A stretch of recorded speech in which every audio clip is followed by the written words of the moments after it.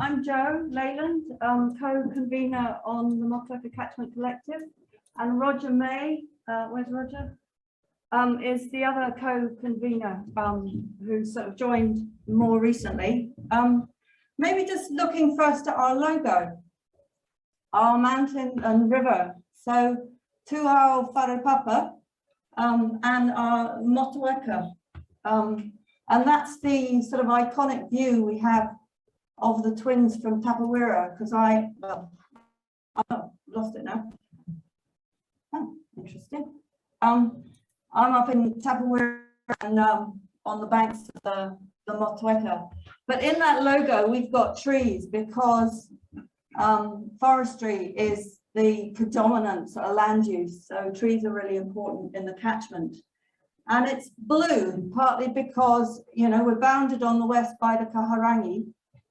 And, you know, it's a catchment. So we're sort of circled by the hill ridges. And in terms of the words, Motueka Catchment Collective, the bigger ones are the important ones. Motueka is our place, and collective is how, you know, we're being. So that's what that's our logo, and it's illustrating what we want to be and where we are. So if we go on to the next slide. There we go. Just to give a bit of context on the catchment, and I should say, yeah, a really big welcome to all of you coming here tonight to sort of come to this meeting, and it's really our first chance. I don't know how much Annette maybe has set the scene, but it's our first chance really, and post-COVID and so on, to come down to the lower reaches of the Motueka. And a really big welcome to all of you here in Motueka, and also to those who are joining by Zoom. It's great. So just to give a bit of context on the catchment, on the right-hand side, we've got the sub-catchment map, and there's actually some of them on the tables. And it's taken from the ICM Motueka website. And ICM stands for Integrated Catchment Management. And quite a bit of this information, putting this presentation together, is coming from the work of the ICM project. And there's a good booklet that they produced on the Motueka and Ruaka catchments. So it's quite a big area of 2,180 square kilometers, including the Ruaka. The length, and we're sort of going, it's almost longer going up the Motupico than the upper Motueka, but the main length is about 110 kilometers. And what's also interesting and part of the catchment is the out into the estuary, where the sort of sediment and the river plume goes, and that's covering 180 square kilometers outside of the land area. So in terms of land use, and this was at 2003 when this report was made, you've got about 35% in native vegetation, 25% in production forestry, and 19% in sheep and beef farming. And in terms of iwi and their association with the Motueka, there are four main iwi, Ngāti Rārua, Te Atiawa, Ngāti Tama, and Ngāti Kuya, who have a close spiritual and physical relationship with the Motueka. And there's also other iwi, particularly who own forestry up in the upper part of the catchment.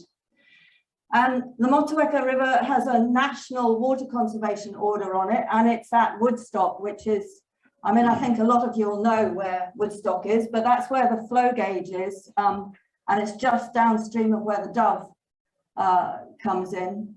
And so if the flow reduces below a certain amount, then that triggers restrictions on irrigators and so on. And then the other context of the catchment really is the Motueka Integrated Catchment Management Program that was done between 2000 and 2011, and a lot of research and so on went into that program. And actually one of the things that was in that was they did an exhibition called Traveling River, and I don't know how many of you saw that, but that was sort of bringing in the scientific data and the cultural and economic aspects. And the Motueka Museum here has agreed to do a revised Travelling River exhibition for their main exhibition summer next, summer of 2023. So that's quite an exciting, a nice sort of link, because the ICM program gave us the materials for that exhibition and we've handed it on now to the museum. So if we go on to the next slide, which just gives a little bit of background on the collective and us as the people involved. So on the left is, you can actually see Annette is in there, and we've got Trevor James from the council, but this was a freshwater monitoring workshop that we did in June 2020 up on the Motueka, and we're all, and Debbie's in there as well, and we're all, you know, we were quite amazed at the amount of water life in the specimen trays and things that we were looking at, and we thought at that point there was a need to be a catchment group, particularly in the upper Motueka, with all the regulations and so on that the farmers are needing to do, and the health of the river and so on. So we started, the idea was in June 2020, a number of sort of meetings in the pub and so on. And we had a big launch at Tapawera in November 2020.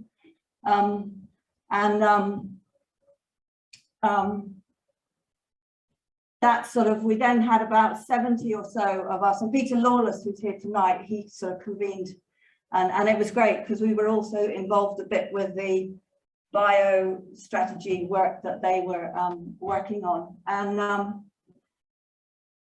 at that meeting, we had about 70 of us, and we announced that we were actually the Motueka Catchment Collective.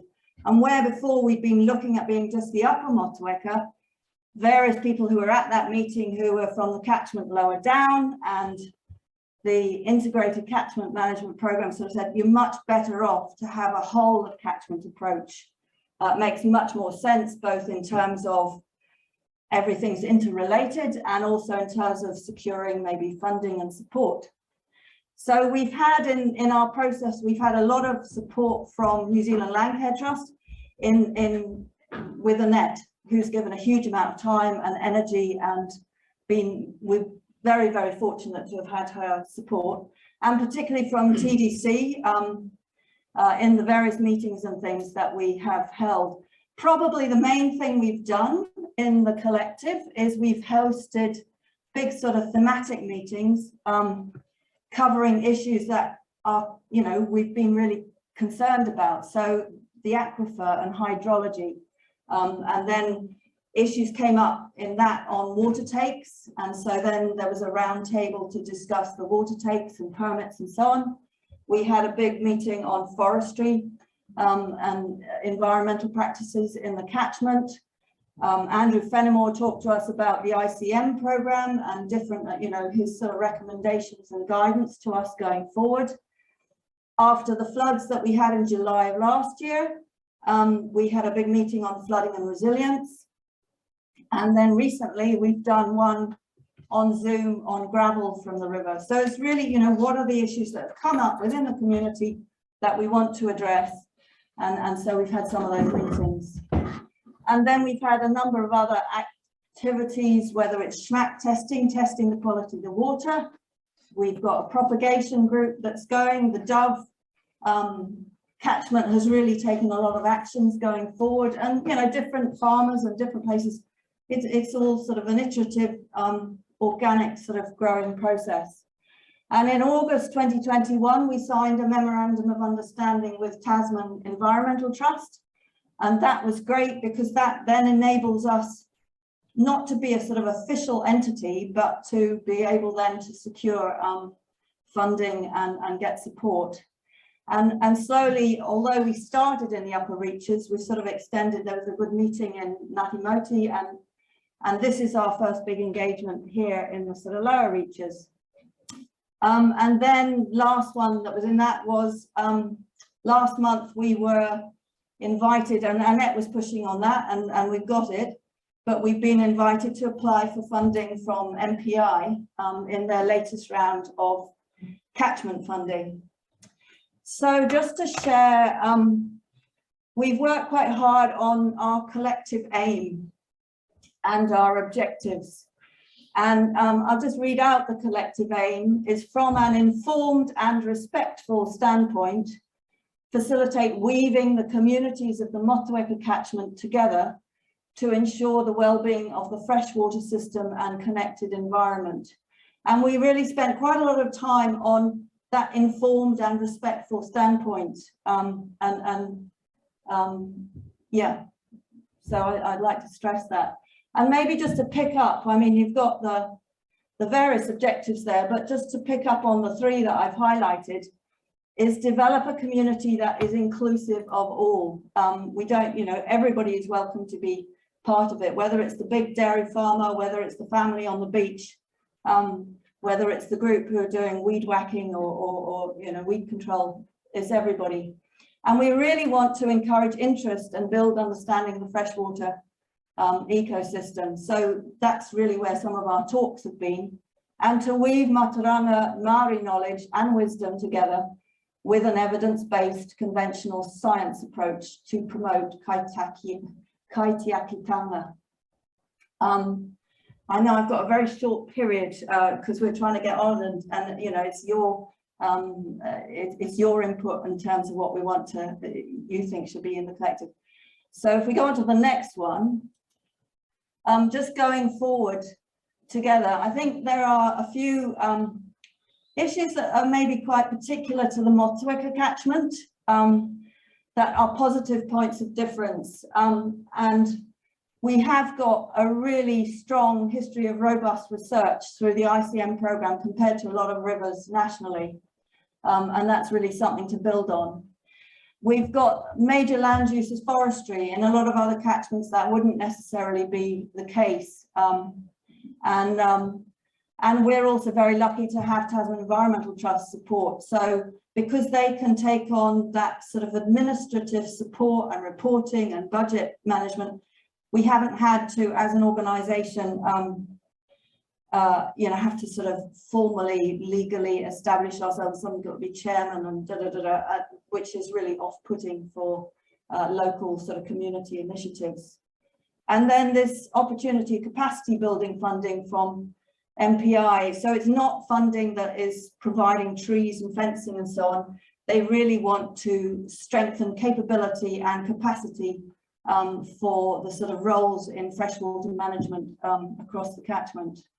And we've had really good and prospective sort of stakeholder support from the council and from Kotahitanga Motitau, the alliance between DOC, the iwi and councils in the top of the south, and then our Land and Water with Patty, who did the, we did a sort of catchment journey exercise in a couple of the sub-catchments, and that was really helpful in terms of bringing us together, charting where we might want to go and what some of the issues were. And certainly the Dove catchment who did it have really sort of taken off in terms of what they're doing.